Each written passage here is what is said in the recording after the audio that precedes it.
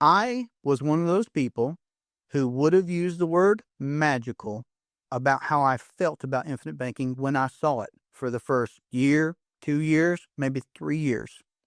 It was conceptually magical. It was so incredible. It was magical to me then. And because of that, I could understand how somebody could say what would be the exact opposite, which is, oh, well, that's got to be a scam.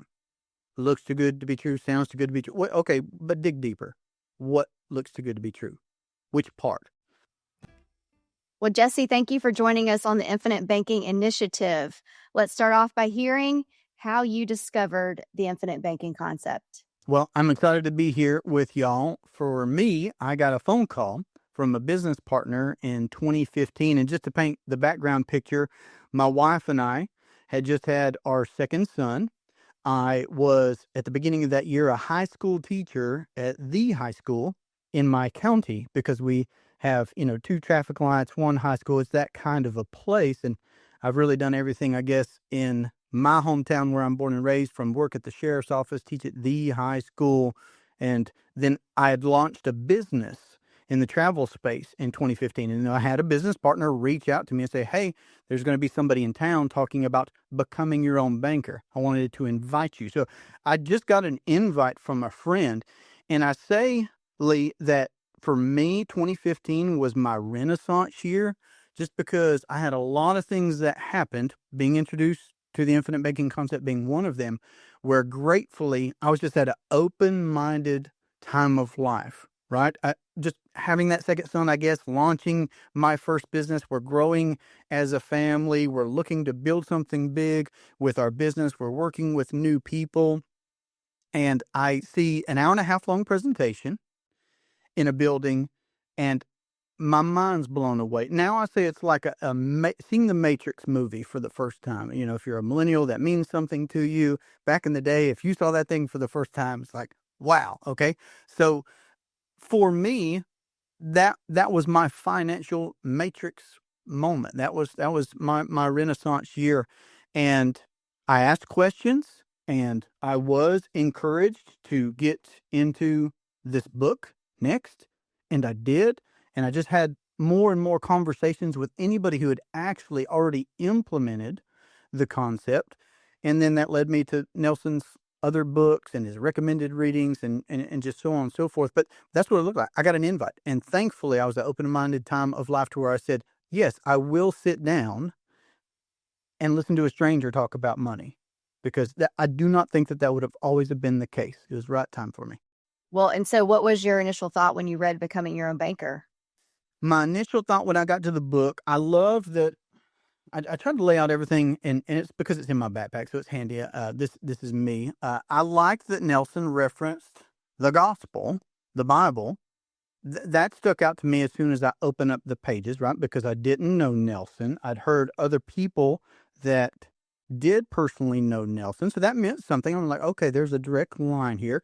And Nelson was still with us back in 2015 when I was introduced to this concept, but he was a stranger to me. So I'm reading his book and I'm like, well, okay, well, there's that connection from the start. And I mean, I was raised in church, so it's easy for me to hear that theme of whatever verse he's citing at the beginning of a chapter, beginning of a section, and then he's expounding on something. I was used to that. I know people, and I'm not saying that everything sank in with me right away from the book.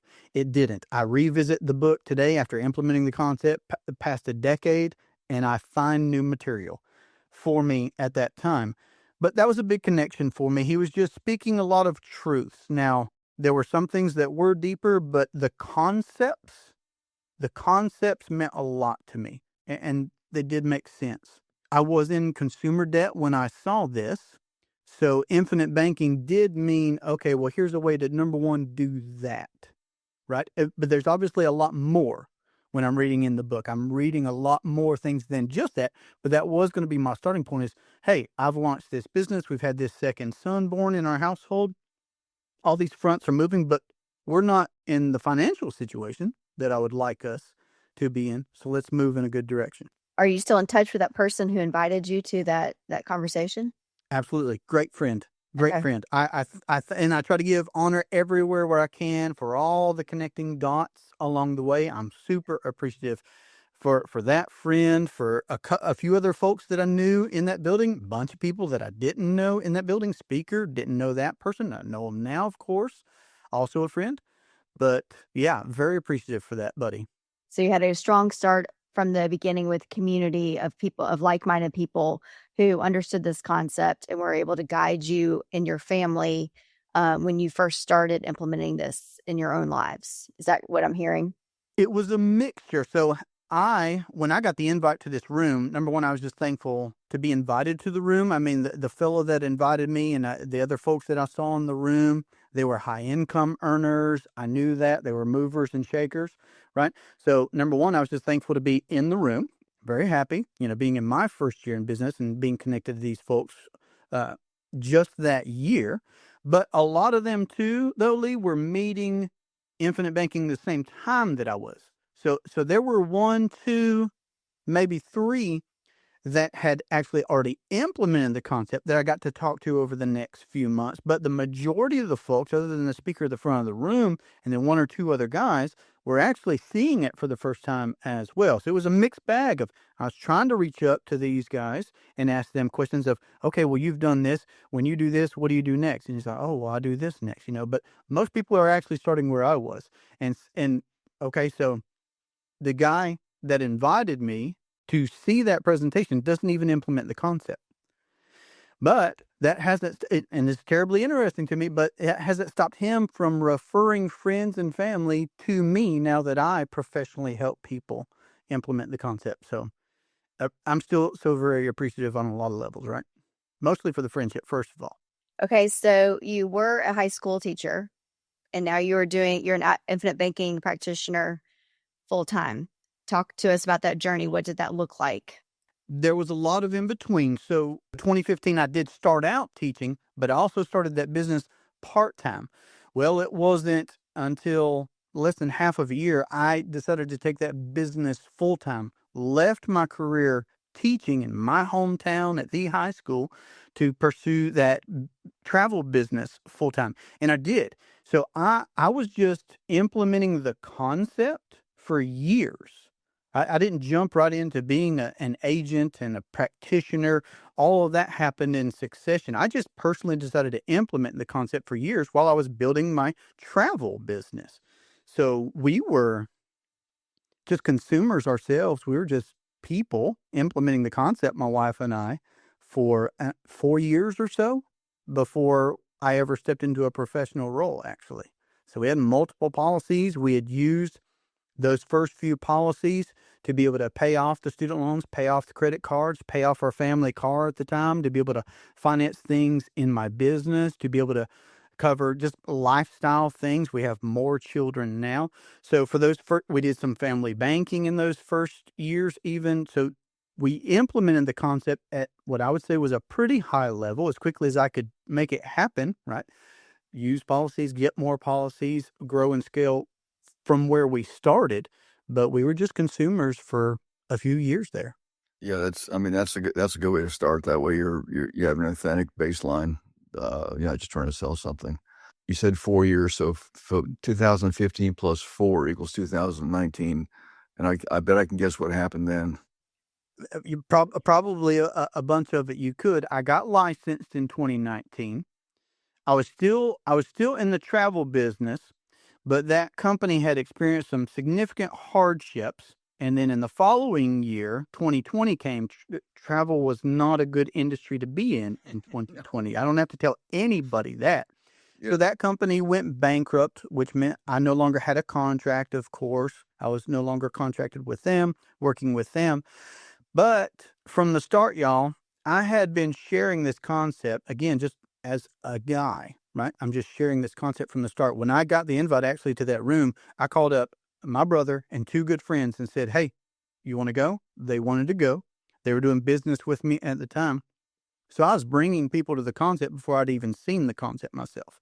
So I'm showing up with a full car, right? From the very start. And folks would, call me and ask me things, and I would just share best practice because I was voraciously consuming everything that I could from the book, from Nelson's other book, conversations, implementing the concept as quickly as I could. I was voraciously trying to speed up where we were going. And along the way, I had a lot of great conversations with friends, family members. I mean, I was inviting people to my house. Hey, you got to hear this guy talk about this concept. I'm filling up the living room with family and friends, church members, neighbors, whatever. Anybody that would listen to the good news of the idea that you can become your own banker, right?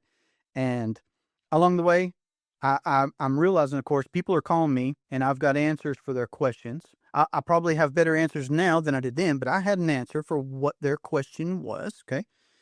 And I saw a seamless transition of I'm passionate about this. I think about it. I write about it. I talk about it anyway. People are reaching out to me about it anyway. So in 2020, I launched my YouTube channel and just started sharing regularly, consistently, have ever since, to the general public, anybody that would listen to that. But of course, I was just having a lot of organic conversations along the way as well. So yeah, 2019 went out and got the license, and then it kept going from there. You live in North Carolina, right? So do you do most of your business in state or throughout the United States? Yes, sir. I'm in North Carolina. I am in 35 states so far, doing business in 35 states so far. So again, with me leading with a presentation, I lead with a presentation. I saw a presentation, it's just somebody talking about their own personal experience with the infinite banking concept. That presentation was a leapfrog to get into the book for myself. I've followed that model. I like to talk to people about this concept, and I use that communication to try and get them into the book for themselves. So I've followed that, and since I lead with video content, video communication, and a YouTube channel, that's how I've gotten into other states and strategic partnerships. People that I work with in the space, that's been very helpful and insightful as well. It's interesting looking back now. There are a lot of folks who knew me from the prior business context and just relationships that I had before infinite banking that are clients now, or great referrals, or both.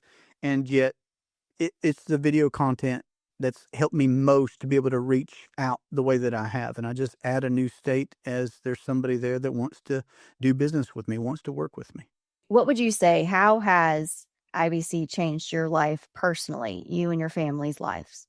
The infinite banking concept changed my thinking first and foremost because I realized some things that I had not realized yet, of course. So in the beginning, Lee, I saw infinite banking as, okay, this is going to be our way to get out of debt.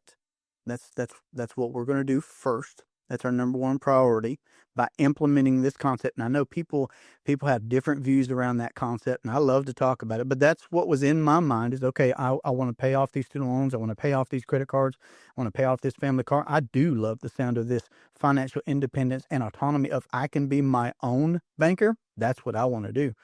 And I had some loose ideas around, this is actually how I'm going to accomplish that with my wife. This is actually how we're going to be able to leave a legacy, be able to make an impact to our children's children. Yeah, like I knew that from scripture, but the way I would have said before infinite banking that I was going about that was just working hard, following the system before I'd gotten out of the matrix, right? And just hoping that I would bring that about.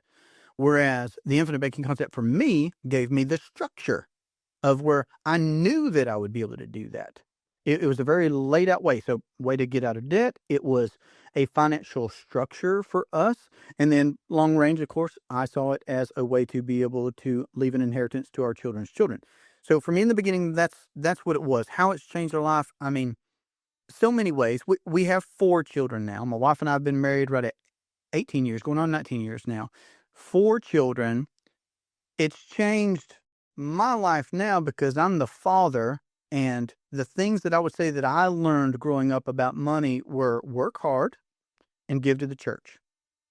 Right? We owe what we owe. We owe it all to the Lord, but we're going to pay our tithes. We're going to pay our offers. We're going to give charitably. So work hard and then do that. Those were the only 2 things that I knew about money. So when I say structure, I mean, I'm seeing so much more now than just that. And those 2 are great things, great fundamental things, but that's not all there is to it. So how it's changed our life now is our 3 oldest children now, 12 years old, 10 years old, 6 years old, are paying premiums with us. We actually verbally, intentionally, purposely communicate with them about what we're doing, how we're doing it, why we're doing it, and we're letting them participate at, you know, I mean, y'all know in y'all family, you got so many generations, you got a system. I'm in the generation that's starting it out, but I'm trying to be intentional about that next generation and giving them more than just the one or the two things. We still talk about working hard. We still give charitably. Of course, now though, we had that extra step of, well, where do we give charitably from? Or do anything? Well, we do that from the family bank. We don't just do that from the commercial bank. We do that from the family bank as well. So it's changed me and my wife's life because, well, now we even handle our charitable giving from our family banking system. We handle our lifestyle from the banking system, business expenses from the banking system, whatever is in our regular financial footprint, just as people living lives with houses and cars and those types of things. We're doing that in the family banking system, but really focusing in, leaning in on having active, regular communications with that next generation. There's a verse that says, and it's a question, doth the crown endure to the next generation? Because we don't know, right? Like you can go in the Bible and you can read, this king did that which was right. That king did that which was wicked. It's just back and forth, back and forth. And we don't know what people are going to do, but I do know that if I'll train them, if I will teach them, at least they have the information and then they can take it with their own decisions where they want to take it. But I'm responsible for that training part. So it's changed in a lot of ways. Ask me another detailed question, maybe. There's not an area I don't think that it doesn't impact the way that I lead my life, my marriage, my fatherhood, my business, my own personal life. I think it affects everything. You're hitting some really important points, and I love it. You referred to us and our family structure. Well, we ain't there. Okay, your intentional dialogue with your children is so critically important.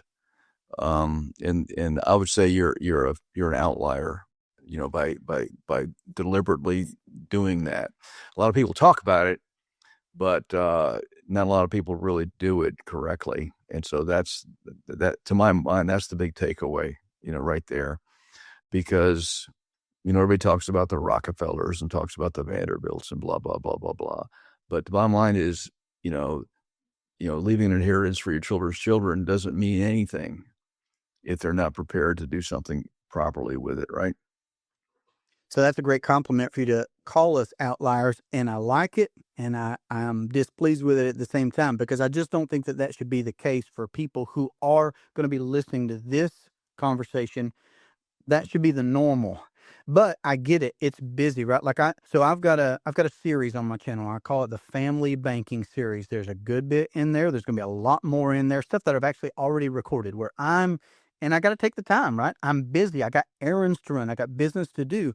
But so I've done money deals with our three oldest children. Like I've said, they know that, okay, if we do money deals with dad and mom, we get 10% on our money, right? And they're old enough to where they're working with their papa, helping him on a job site maybe, and they can earn some there with their hands. Nothing wrong with that. It's actually great. It's good for them, etc. Everybody has their gifts, their talents that they bring to the world, and they should pursue that. I believe that. But that is also financially just the one way to earn money. People at work. The other way is money at work. So if you're going to earn that money, I want them to value that money. And I want them to understand that, yes, if I take that and I do a deal with dad and mom, we're going to get 10% on our money. Which on the reverse side, what am I helping them plan for later on? Well, if they want to finance a car in-house, if they want to finance a launch of their own business in-house, if they want to finance whatever in-house, will there be any interest charged to the money lent to them from the family banking system? Well, yes. Right. So if it's 10% and I'm not saying everybody should do 10%, like it's easy math. It makes sense to me. If that's what's normal for them, okay, then it's normal for them. It's just going to be good for everybody. So it makes me happy that you say that about us being outliers. But we're all leading busy lives. Like I'm saying, it still takes time for me to set up a camera real quick on our picnic table, on our property, after I just went to the grocery store or whatever, and say, okay, boys, we got to settle on this, recent money deal. Sit down. We're going to record it, But I try to put that stuff out there to be an open book, to show people you could do it how you want to do it. Use your numbers, use your language, whatever. But we could be doing infinite banking real time, real life, real people in a hurry, but we're going to do it and be intentional about it. Yeah. Yep. Intentionality is important. The 10% is a good number too, because it's easy to do that math. At least it is for me. That's right. That's right. And you know, and they're 12 and they're 10 and they're 6. Yeah. My 6-year-old just did her first deal with us. She wanted in on what brothers and daddy and mommy were doing. So I'm excited about it. Finance her new pink bicycle, huh? So That's exactly right. Yeah. I mean, why do you think it is so difficult for people to have, financial conversations within their own home with their children? I know you said everyone's busy, but I feel like it's beyond that for some reason. What is your thought on that? Oh, it's beyond that. It's multifaceted for sure. It's the legitimate busyness of life coupled with, and probably a varying array from whoever you ask, but you asked me. So money was one of those taboo subjects for me in the generation that I grew up in. Okay. Born in 1985. So I didn't know what my dad earned. I didn't have money. Maybe I didn't have the wherewithal, y'all, to ask money questions. Maybe some other siblings did. I don't know. I definitely wasn't receiving intentional conversations around anything beyond, well, you got to pay your tithe. And I didn't even know I was not that kid growing up who knew what he was going to do. I've done so many different things: landscaping, travel, teaching high school Spanish, being a deputy sheriff in my county, all these different things. I'm grateful and I'm thankful for that experience. But what I'm saying there is I wasn't having conversations about any of that stuff, about what I was going to do later in life, how I was going to do it, the financing side of things. So I think that's a big one, is that we're plugged into the matrix and it's just everybody's in their own lane. We're not thinking wide. We're not thinking high. We're not thinking deep. None of it. So I just think that I was conditioned: go to school, get good grades, go get a good job. After you get that 4-year degree, and you're just going to ultimately be successful. That was the trajectory that was painted to me. Those were your options. So that's why I do try to lean in on the intentionality of conversations with our children and even video it. And some things, I would encourage anybody who implements this concept.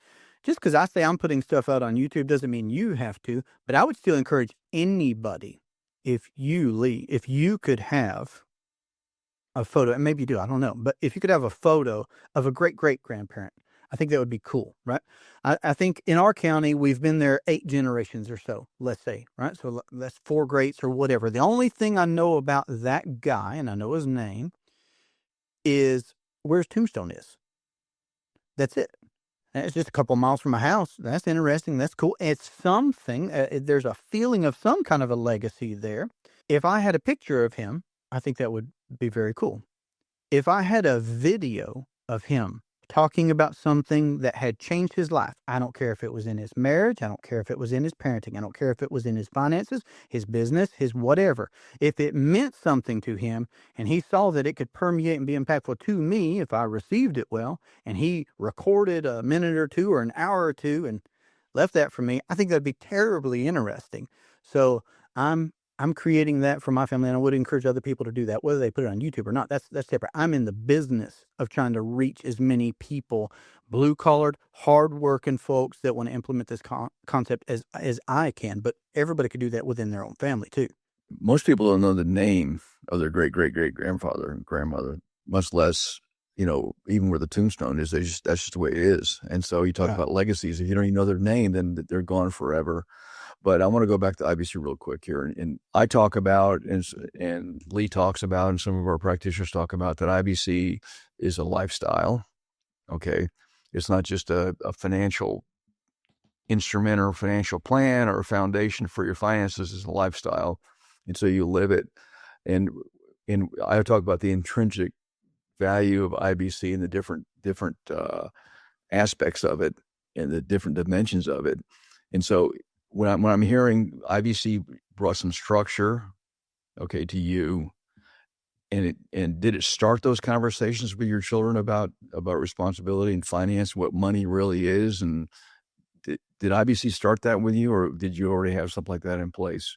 I believe also that the infinite banking concept is not a tool, not a system, not a method. I understand what some of those words can mean. I think lifestyle is the one that most aligns with how I feel about it and how I do it.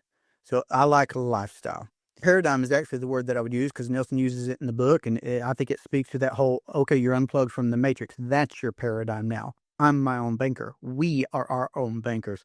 So I was not having intentional conversations. Let me just talk about me and my wife, let alone our children. But they would have been really young when we implemented the concept, right? Really young.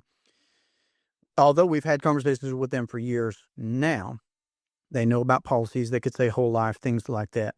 I wasn't having budgeting conversations with my wife. There's a reason why we owed on the family car, why I had these student loans, why we had credit card balances, outstanding credit card balances, and those types of things, because we were doing the conventional thing because we weren't having conversations. We weren't being intentional. We weren't reading. I was telling a guy yesterday in an interview that I got a marriage book. We got a marriage book, The 5 Love Languages, when my wife and I got married in 2007. Y'all, that thing got thrown in a closet because that's how I felt about I love to read. I love to read. I read fiction. Okay. And I still love to read fiction. And I read every night to our children. Right now, we're reading The Leather Stocking Tales. Anybody that's seen The Last of the Mohicans, read the book. It's better.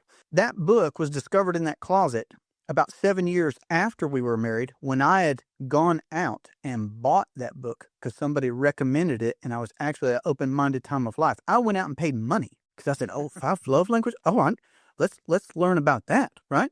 But see, I was the one that was taking the initiative because the time was right. I was willing to spend the money. I was willing to spend the time because it was on my radar now. And then later, we're cleaning out the closet, and I find another copy of that book that somebody had, so cast not your pearls before swine. At that time, I was a caveman and I wasn't open to it.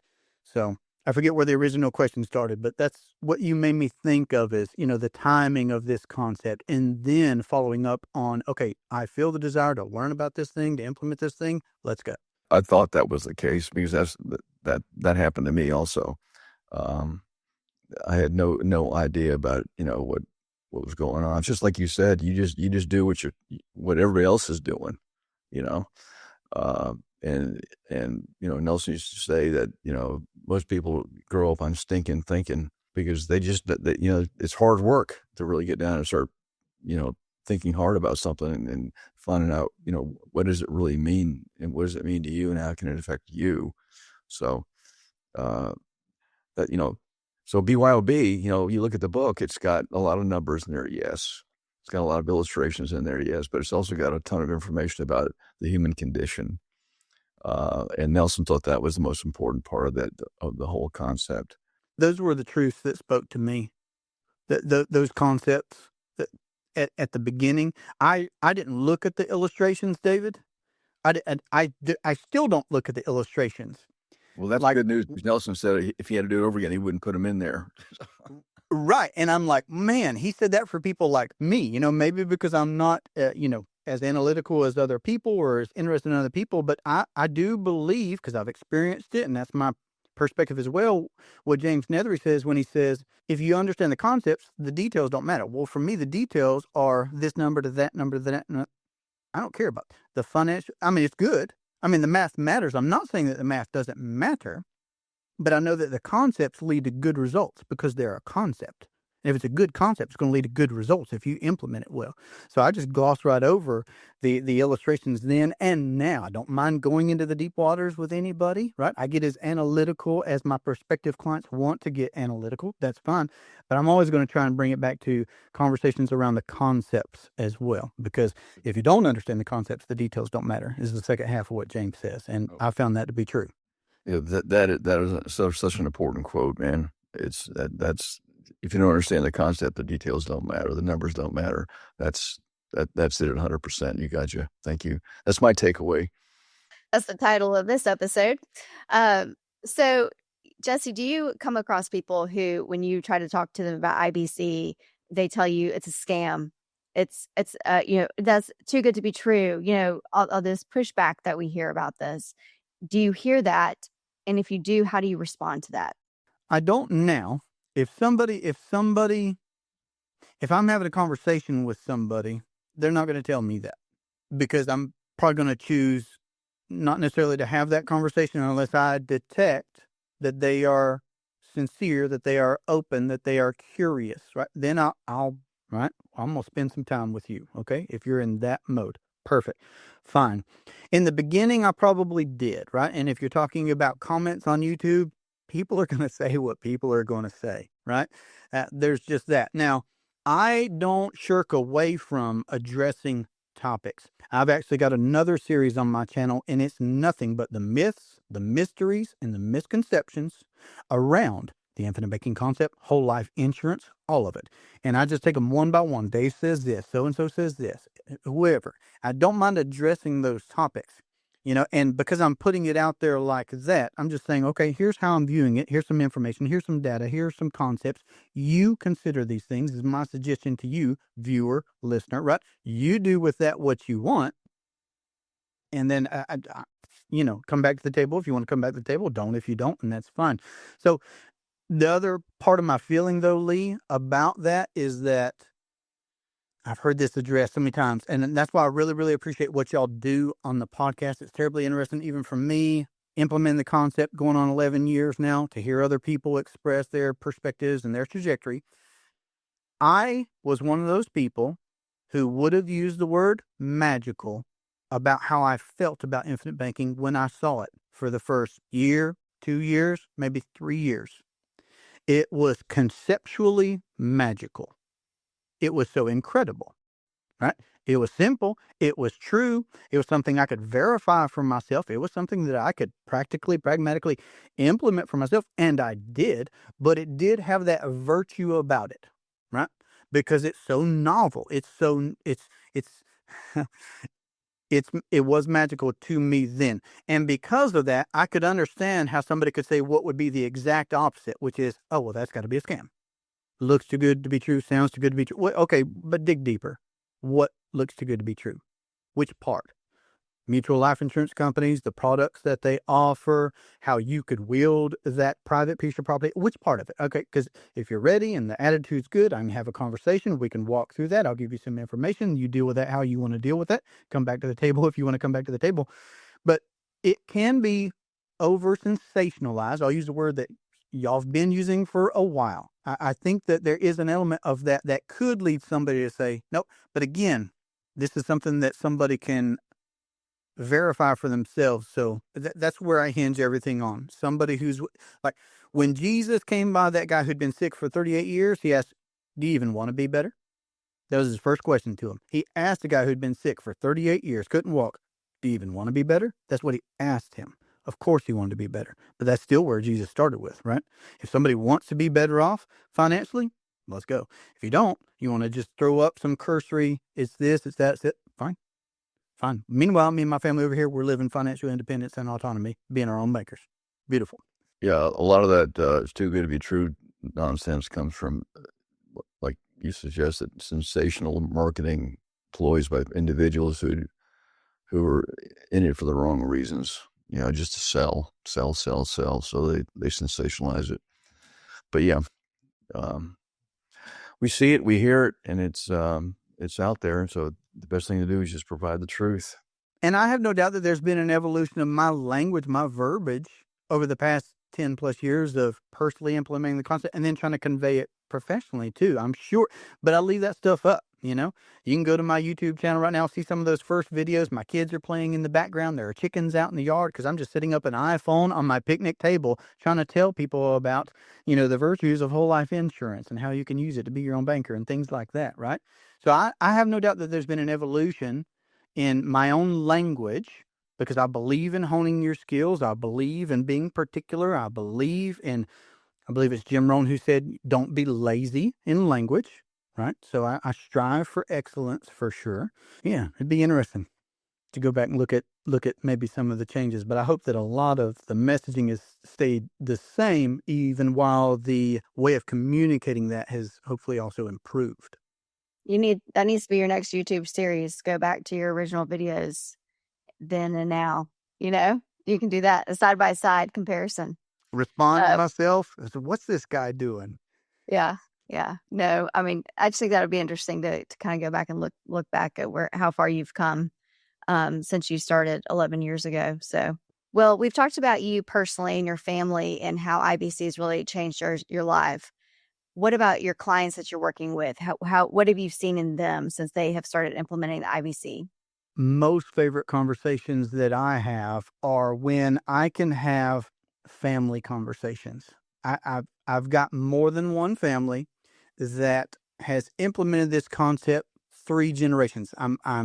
I've got a goal of getting to 4 and beyond. Okay. I know some people personally who have implemented the concept, but as far as my clients go, I have more than one family who's implemented the concept spanning 3 generations down. I love being on a Zoom call with somebody, and here's the grandparents, here are the parents, parents are there holding their babies, and we're getting policies on people. We're talking about how to use them, financing within the family.